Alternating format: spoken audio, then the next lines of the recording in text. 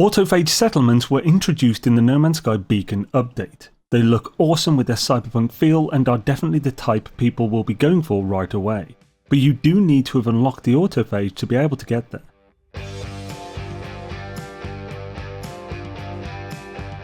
Very briefly, the autophage are a race in No Man's Sky. They are very secretive and so cannot be seen without meaning to, and with the correct technology that allows you to perceive them.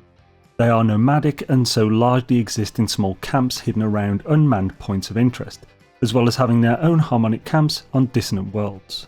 They have their own technology type, customizations, multi-tool type being staff weapons, their own missions and currency, and now settlements, along with a full complement of base building pieces that match their cyberpunk aesthetic.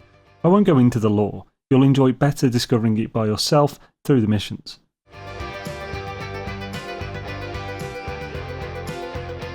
To unlock the autophage, you need to start the questline They Who Returned.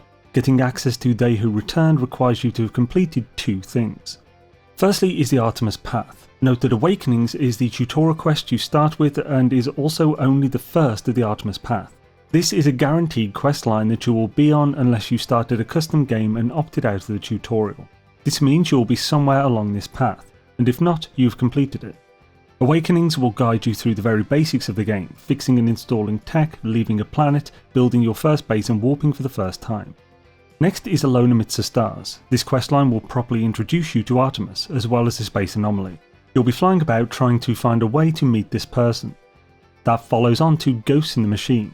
This questline introduces Apollo. You'll work with Apollo to uncover more and expand your base. Ghosts in the Machine will pause for a short time.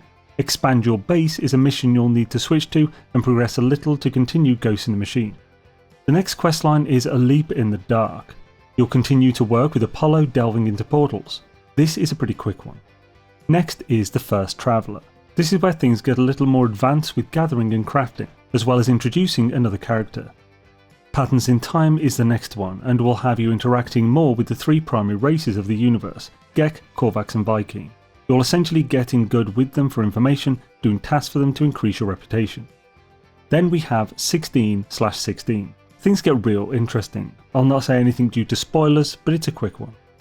Lastly, we have The Purge. This is technically the last but one, but completing this should be enough to hit They Who Returned requirements. However, may as well finish it off at this point. It's just a few extra minutes and you're already many hours deep. The Purge will basically require you to do a bunch of warping, then make a choice. This will be spoilery, but I recommend choosing to reset and the green option. It's what most people do and provides the benefit most people would prefer. Also a quick warning before entering the final portal, you could package the technology in your ship, MT and exosuit. Your technology may get destroyed, this will save it. Switching to a sacrificial multi-tool or ship is a good option too, though of course broken tech can just be repaired. Lastly is New Beginnings. This is the epilogue and will be different based on the choice you made, just polishes off the Artemis Path. As for the second requirement to unlock a They Who Returned and with it the autophage, is real quick. You just need to find a harmonic camp and unlock it. The most simple way to find one is to first locate the dissonant system. Do this by looking at the system's subtext in the galactic map. It will say dissonant.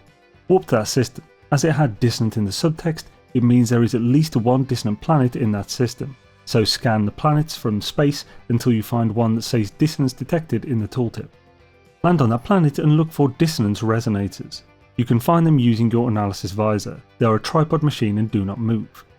At the dissonance resonator, hover over it up close to see whether it drops an inverted mirror or an echolocator.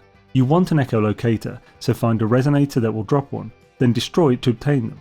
The sentinels around it will attack when you do, so be warned and make sure you're prepared. Use the echolocator in your inventory. This will give you a waypoint to a harmonic camp, so fly over to it. At the camp, just unlock the primary terminal and your requirements have been met. Note that harmonic camps have a bunch of wheelbarrows, loot these for decent items. Also the terminal can unlock the multi-tool cabinet and sentinel multi-tools are tied best with staves for best damage bonus. Also you can use the terminal to scan for a crashed interceptor ship, which are arguably the best standard ship type. All of this will take you 8 or more hours. After all, the bulk of it is the entire main questline of the game, not including the Atlas Path. To get a They Who Return to pop up after doing all this, just warp somewhere and pulse in space a bit. You should get hail. Follow this new questline until you at least have the ability to make the autophage visible. this is pretty early into it.